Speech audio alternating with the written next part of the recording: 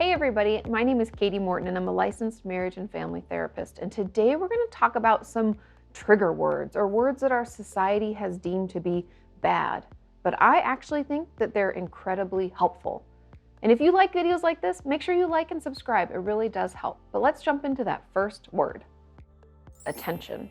We hear phrases like this all the time. You're just doing it for attention, or he's just always needing attention from other people. We hear it as if attention is a bad thing to need. And this is often labeled, especially in the mental health space, people who have a suicide attempt, people who self-injure. It's so often thought of as something that is, quote, done for attention. And that is a bad thing. But the thing that we forget is that we as humans are actually wired for connection to others, meaning we need attention in order to survive. Think about us as babies, right?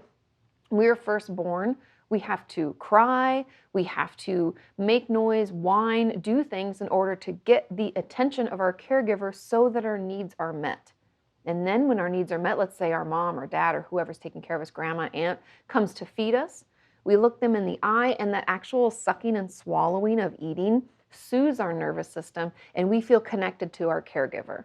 That's incredibly important to our development, our attachment, all sorts of mental health ramifications. Trigger word number 2, overreacting. We hear this all the time. You're just overreacting. We can even think it about ourselves. I'm just overreacting. We have all these judgments, again, assuming that an overreaction is a bad thing. But as a therapist, I love overreactions. Overreactions are when our emotional response to something is greater than the situation itself warrants. Hence, overreaction, right? I'm reacting more than I maybe should. And the reason I love these and the reason I think these are great is this tells us that something bigger is going on. Just take a second and think about the last time you overreacted, right? Mine was just a couple of days ago. I was really grouchy with Sean and I lashed out essentially for no reason. I overreacted because he was dragging his feet and I was hungry. I was hangry. I was losing my mind. Low blood sugar, start freaking out, and I get mad. I overreacted. Why? Because I wasn't taking care of my basic needs, which led me to be more vulnerable to my emotional reaction. So think about it. An overreaction is just a little indicator that something else is happening. If someone cuts us off in traffic and we lose our minds, that's an overreaction. It doesn't make us a bad person. We need to be curious about where that comes from. It's information. I think that's the thing about our emotions and our response to life that always frustrates me is people want to judge it. And I always think it's helpful information, right? If we're just being a detective about our experience, then when we have an overreaction, we can think, hey, am I taking care of my basic needs?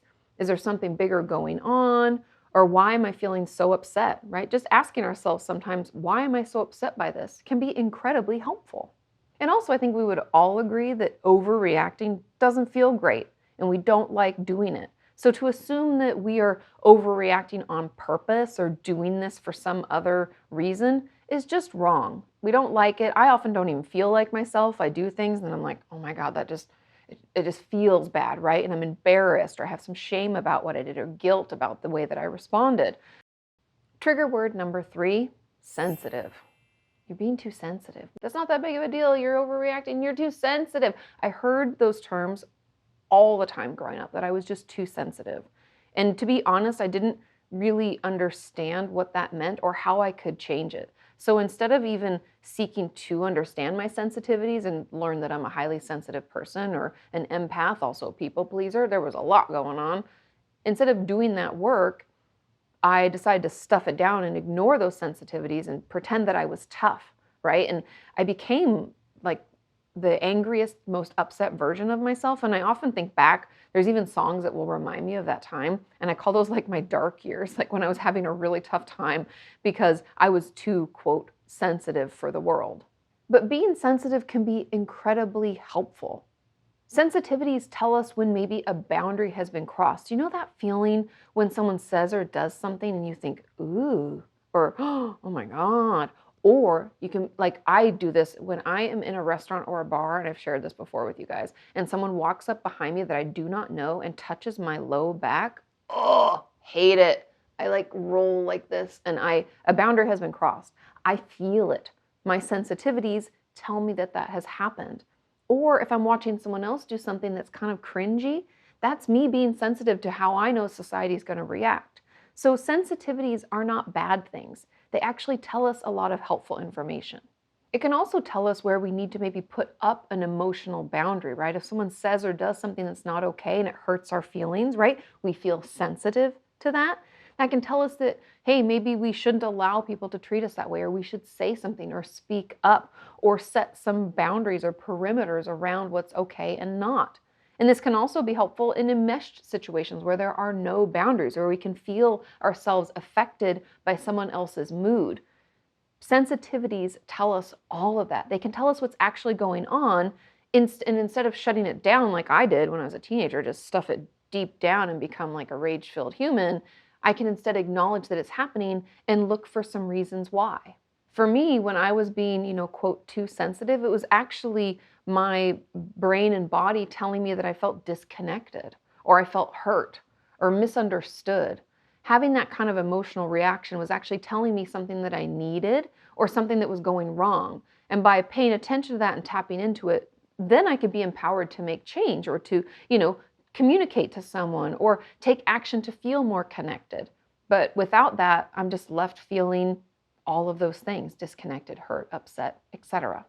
And I also see being sensitive as kind of like my superpower, because I can read situations really well. And that has been helpful in relationships. Like if Sean is acting a little bit off, I can check in with him nicely. I'm not like, what's wrong with you? That's not helpful. But I can say, you seem a little off. What's going on? And I can circumvent maybe an argument, stop it from happening by just checking in kindly and seeing if there's something I can do. It's also incredibly helpful as a therapist because I can sense people's differences in mood, in the way that they're like bodily behavior. It really has been effective in my job.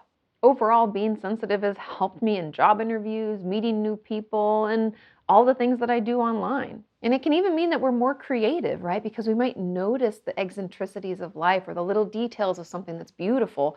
I always feel like if people have a very creative outlet, let's say they're a photographer or a filmmaker or pottery artist, sculptor, any number of things, it's because they're sensitive and they're aware of their environment and they take in all those beautiful details.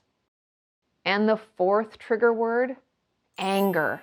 Why are you always so angry? Ooh, anger is not a good look on you. We have a lot of judgment around anger. And I have to be honest, I still struggle with it. I think of anger as like out of control, dangerous, and upsetting. And I've spent my whole life trying to pretend that it doesn't exist. Probably because I never had conflict in my house growing up. So I'm like, I don't even know how to deal with this. What does real conflict look like? But anger, just like all of these other trigger words, can be incredibly helpful. And I even remember growing up feeling like being a lady meant that I couldn't be angry. And I don't mean this, I'm not making this like a gender-based thing, but in my experience, I grew up, if you guys don't know, in a very traditional Christian household. And I don't know if it really came from there or if it's something I interpreted, because I don't remember someone telling me that ladies couldn't be angry. But I do remember this specific instance. We had moot court in, I think, middle school, and I was the judge. And I remember keeping people in line and telling people you couldn't do that and the objection's overruled or whatever. And my teacher had said, and I don't know why this, it stuck with me forever, that if I was a boy, that it would have been great and I would have been seen as a wonderful leader in the court. But because I was a woman, I could look, and I'm quoting him here, I could look somewhat like the B word. And so I should keep that in mind as a lady. And that has never left me. I always think that no matter who we are, anger is helpful. And it doesn't matter if we're a guy or a girl, we should be able to express it helpfully, and standing your ground and being firm is not anger, and it's not inappropriate. And the reason anger is incredibly helpful is because it's a secondary emotion. And what that means is it's covering for another emotion. Anger arrives second on the scene. The first emotion to arrive is usually something like hurt, upset, disconnection, vulnerability. anything that makes us feel a little bit what I would call like your soft, squishy middle, right? I talk about puffer fishing all the time. If our spines are in, that soft, squishy part of ourselves, that's that first emotion to arrive on the scene. And it's usually something that, means we could get hurt. Ooh, we're so soft and squishy. Danger! We shoot our spines out, and those spines are anger. So the emotion arrives, the secondary emotion is anger, and it's protective. And that's why it's incredibly helpful, not only in therapy, but in life, to recognize instead of just letting anger, like I would do, stuff it down and let it run through my life like wildfire, if I can acknowledge, hey, I'm feeling really angry about this, this really pisses me off. I wonder what else I'm going through. Do I feel really vulnerable right now? Do I feel really disconnected, misunderstood? Has someone done something to hurt my feelings? Have I not clearly expressed myself? If I can ask myself those questions, I know sometimes when we're in a fit of anger, you can't ask yourself anything and you just have to let it pass through. But taking the time to reflect and think about the real emotion will help us be more grateful for the anger. Because again, anger is protective. It's coming to our aid to make sure that our feelings don't get more hurt or we don't feel more misunderstood. And so acknowledging it, thanking it for its role, and then allowing ourselves to feel what's truly going on. I swear to you, it's hard. It's like a new muscle you have to work. It's like taking Pilates for the first time and you're like, I didn't know that muscle existed. It's like that. But doing that work is life-changing.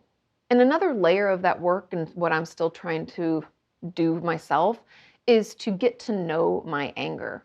When does it show up? And it can show up in different ways, right? So like, why is it passive aggressive today instead of outwardly aggressive?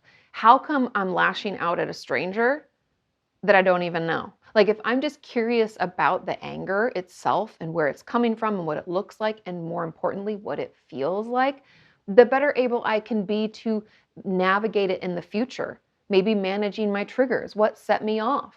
How come I'm so upset? Did I not sleep well? Is this a self-care thing? Am I not doing my halt, right? Am I extra hungry? So I'm lashing out. The more I pay attention to it instead of ignore it, the better able I will be to manage it. And the best way to move into healthier ways to express our anger, I know a lot of you are thinking, oh, I'll go to a rage room and like break shit or just cause chaos and scream around my house. Research actually finds that by doing those kinds of actions, we only build on our anger. And so truly, I know you're not gonna like this answer, but the healthier ways to express our anger is through communication and connection. Because again, our anger is secondary. And so once we can identify that primary emotion, then we can do things to help ourselves feel better, to soothe, and to give us what we really need. I hope that was helpful. Society often tells us certain things are bad when I think that they are actually good things. But do you have other trigger words that you want to add? Are there things that I missed? Please share those in the comments down below, and I will see you next time.